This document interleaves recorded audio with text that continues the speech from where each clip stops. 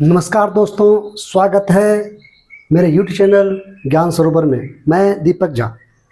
आइए आज हम जिस टॉपिक के साथ आप लोगों के सामने उपस्थित हूँ वह टॉपिक ये है जो द्विघात बहुपद या कोई भी बहुपद और उसके शून्यांकों के बीच क्या संबंध होता है उसको लेके आए हैं।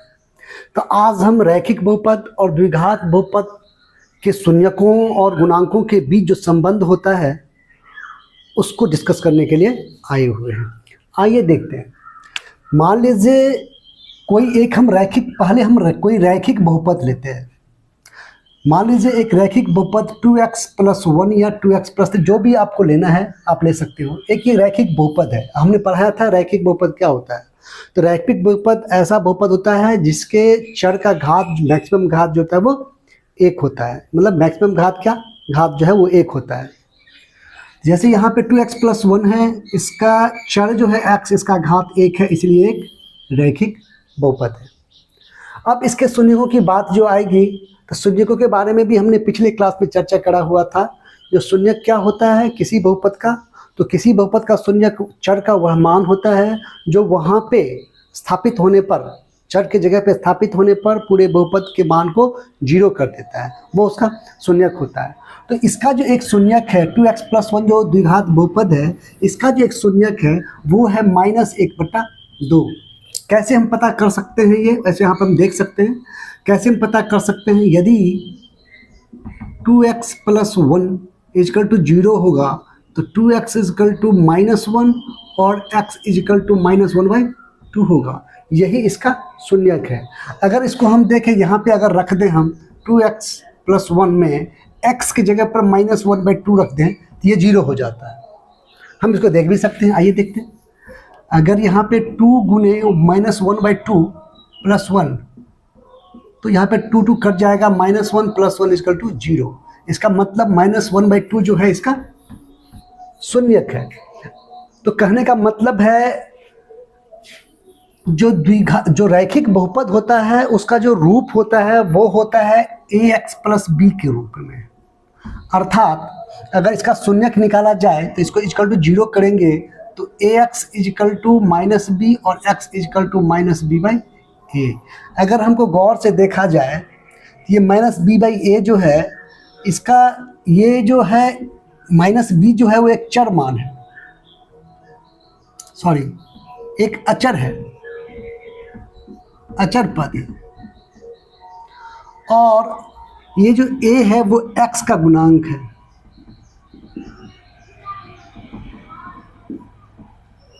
मतलब ये जो अचर पद है और ये जो x का गुणांक है, दोनों जो है वो गुणांक ही एक तरह से है।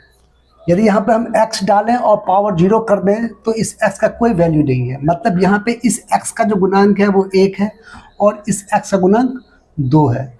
अर्थात कहने का भाव ये है, जो इसका जो शून्यांक है और इसका जो गुणांक है, जैसे यहाँ पर ये इसका शून्यांक है और ये इसका गुणांक है, मतलब x का जो वैल्यू है अगर हम निकालें तो ये -1/2 होता है।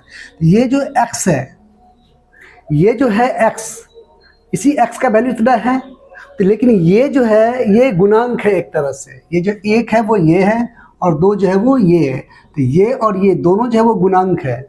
इसलिए हम कहते हैं जो शून्यांक और गुणांकों के बीच संबंध होता है। क्या संबंध होता है? तो यहाँ हमने देखा है जो रैखिक बहुपद में जो शून्यांक होता है वो अचर पद और x का जो गुणांक होता है उसी का अनुपात होता है। मतलब फिर इसको हम एक बार समझने का प्रयास करते हैं। यहाँ पे जो मानते हैं एक जो बहुपद है वो 2x + 1 है, या आप कोई दूसरा ले लीजिए, 2x + 3 ले लीजिए या -3 ले लीजिए। ये एक यहाँ पर जो चर पद है वो x है और अचर, या मतलब कह सकते हैं 2x है और अचर पद जो है वो है 3। तो इसका जो शून्यांक निकला था वो निकला था क्या? -3/2। अगर इसको हम निकालते हैं तो देखिए, निकाल के दिखाते हैं। तो यदि 2x + 3 = 0 हो जाए तो 2x = -3 होगा और x = -3/2 होगा। ये इसके शून्यांक हैं। और गौर करा जाए तो ये जो x है इसका गुणांक है ये 2, और ये जो है वो तो अचर पद है। तो इसका जो शून्यक होता है, शून्यांक और गुणांक के बीच जो संबंध होता है वो यही होता है। दो चर वाले जो रैखिक बहुपद जो होता है उसका शून्यांक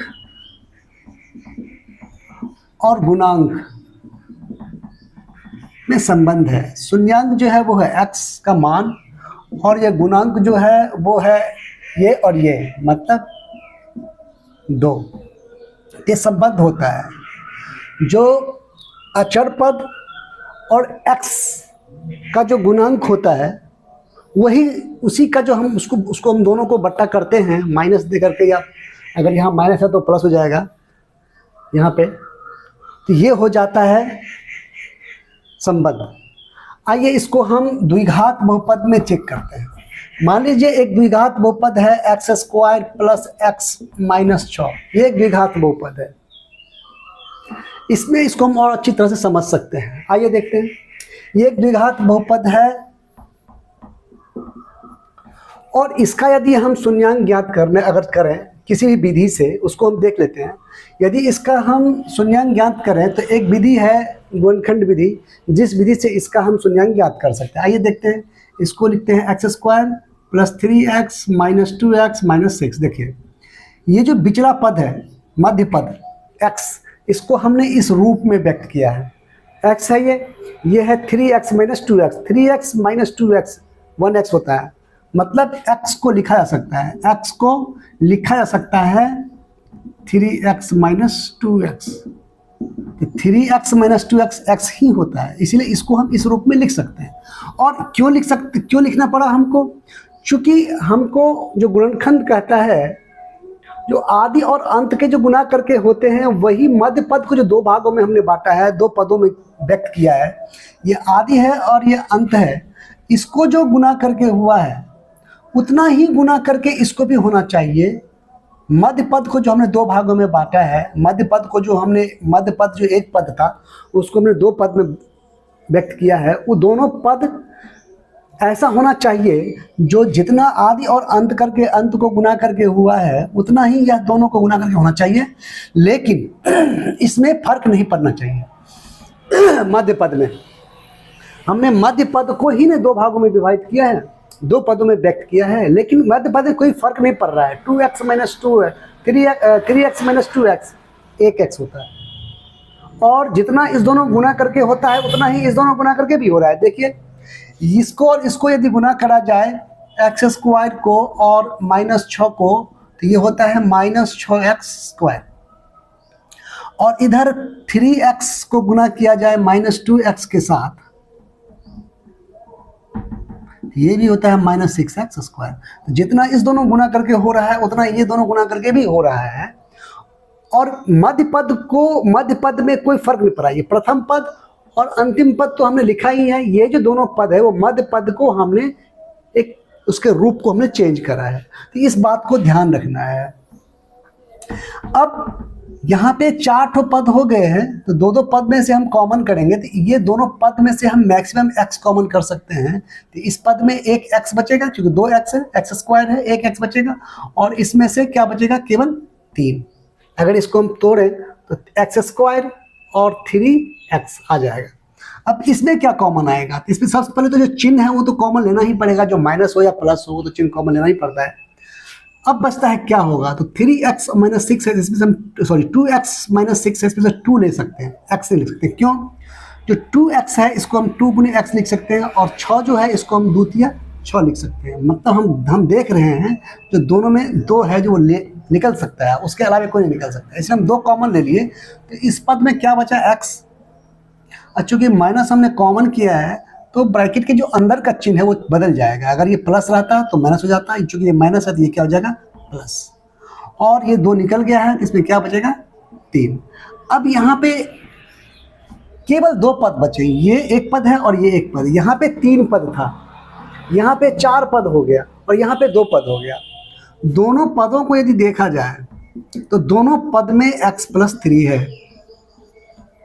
दोनों पद में x प्लस 3 है, दोनों पद में से हम x प्लस 3 को निकाल लेते हैं, तो इस पद में क्या बचेगा x और इस पद में क्या बचेगा -2। अब यदि x प्लस 3 इजिकल टू 0 करेंगे तो x इजिकल टू हो जाएगा -3, और यदि x माइनस 2 इजिकल टू 0 करेंगे x इजिकल टू हो जाएगा +2। ये इसके शून्यक है। अब x का वैल्यू आप -3 यहाँ पे रख लें तो पक्का ये 0 हो जाएगा, या x का मान आप 2 रख लें तो भी पक्का 0 हो जाएगा। आप इसको देख सकते हैं, हम आपको दिखा भी सकते हैं। चलिए इसमें आप जो x² प्लस x माइनस 6 है, इसमें हम -3 रख के देखते हैं x का वैल्यू, -3 का स्क्वायर प्लस -3 और -6, ये -3 है।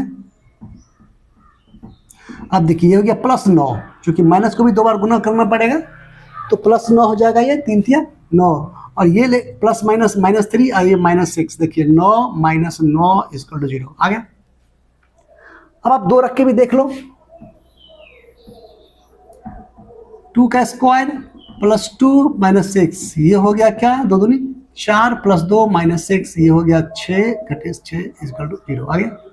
तो ये हम कंफर्म हो गए हैं कि ये दोनों जो है -3 और 2 ये इसके शून्यक हैं, अब कंफर्म हो गए।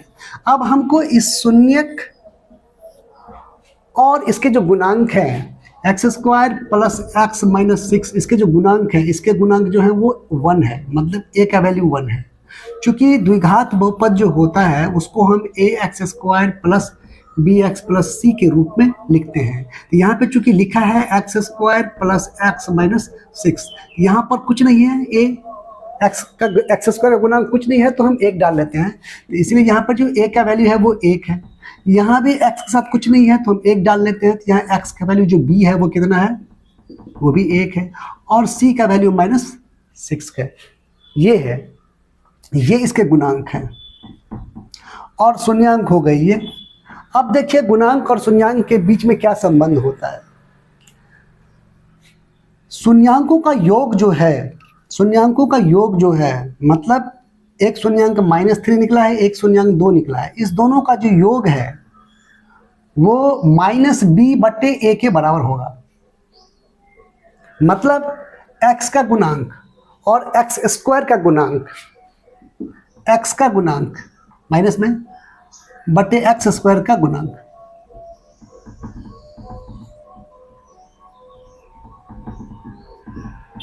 के बराबर ही होगा। यही संबंध है जो अगर किसी द्विघात बहुपद के शून्यक को हम जोड़ते हैं तो वो पक्का जो है वो x के गुणांक और x² के गुणांक के अनुपात होगा माइनस में। तो कहने का भाव ये है जी, यहाँ पे देखिए ना -1 होता है और यहाँ भी x का गुणांक क्या है, 1 है, और x² का गुणांक जो है वो 1 है।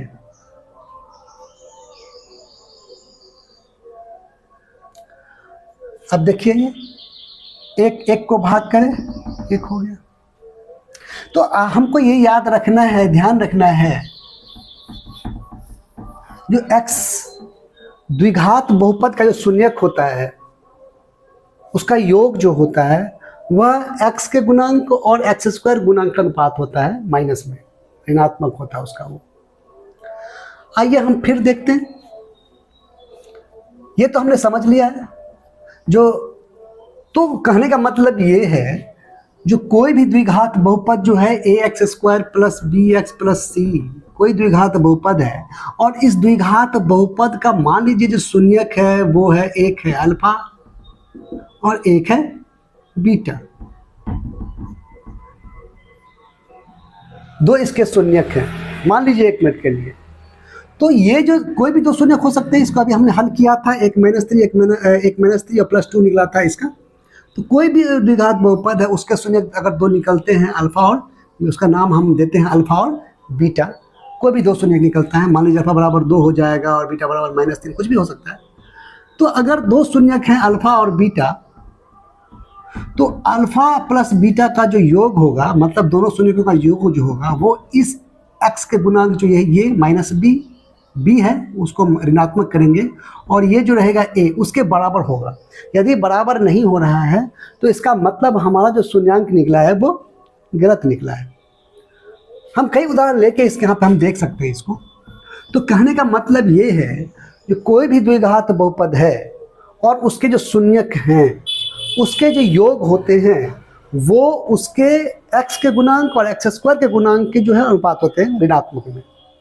अब एक संबंध और है शून्यांकों और गुणांकों के बीच, इसका जो गुणनफल होता है, मतलब अगर इस दोनों शून्यांक को हम गुना करें, मतलब एक शून्यांक है 3 और एक शून्यांक है 2, इस दोनों को जो गुना करेंगे तो ये होता है -6। ये किसके बराबर हो जाएगा? ये c/a के बराबर हो जाएगा। मतलब यहाँ पे देखते हैं, एक शून्यांक है -3 और एक शून्यांक है 2, अगर इस दोनों गुना किया जाए तो होता है -6। और गौर करें तो ये किसके बराबर है? ये c/a के बराबर है। देखो c यहाँ पे कितना है? -6। क्या था? x² + x - 6। यहाँ पे यहाँ पे a कितना था? 1 था। और b कितना था? ये भी 1 था। और c कितना था? -6 था। यहाँ पे a जो है वो कुछ नहीं, यहाँ पे x का गुणांक कुछ नहीं है तो 1 हम लिख सकते हैं। x का भी गुणांक कुछ नहीं है तो भी 1 लिख सकते हैं। और c जो है वो तो -6 है। तो a b c, अगर यहाँ पे गौर करें तो इसका जो दोनों का जो गुणनफल है, दोनों शून्यांक का गुणनफल, शून्यांकों का गुणनफल जो है वह c/a के बराबर होता है। आप देख लीजिए दोनों गुना करके, इसको दोनों गुना करते हैं तो -3 × 2 आता है। दोनों गुना है, एक शून्यांक किया है, शून्यांक किया है, ये आता है -6। और ये देखो ये किसके बराबर होता है? ये c/a, मतलब -6/a कितना है? 1, मतलब -6 के बराबर हुआ। तो कोई द्विघात बहुपद है तो उसके जो शून्यांक, मान लीजिए अल्फा बीटा हम यहाँ पे पहले बताए थे, ये कोई बहुपद है ax² + bx + c, कोई बहुपद है, इसका 2 शून्यांक, एक अल्फा और एक बीटा निकला है। तो इस दोनों में जो संबंध होगा इसमें और इसके गुणांक, शून्यांक और गुणांक में, ये होगा कि अगर किसी द्विघात बहुपद के शून्यक को जोड़ा जाए तो वो -b/a के बराबर होगा, मतलब इतना बटे इतना ऋणात्मक में बराबर होगा। और शून्यांकों का जो गुणनफल होगा वो c/a के बराबर होगा, पक्का होगा c/a के बराबर। अगर ऐसा नहीं हो रहा है इसका मतलब है जो वो शून्यांक जो है वो गलत है। अगर शून्यांक सही रहेगा तो निश्चित रूप से वो इक्वल होगा। आगे हम त्रिघात बहुपद के शून्यांकों और गुणांकों के बीच के संबंध के बारे में चर्चा करेंगे। अगर हमारा चैनल आपको अच्छा लगता है, हमारा पढ़ाई आपको अच्छा लगता है तो लाइक करें, सब्सक्राइब करें और शेयर करें, कमेंट्स जरूर करें, हमें अच्छा लगता है। आगे हम त्रिघात बहुपद को लेके आएंगे और उस पर चर्चा करेंगे। तब तक के लिए बाय।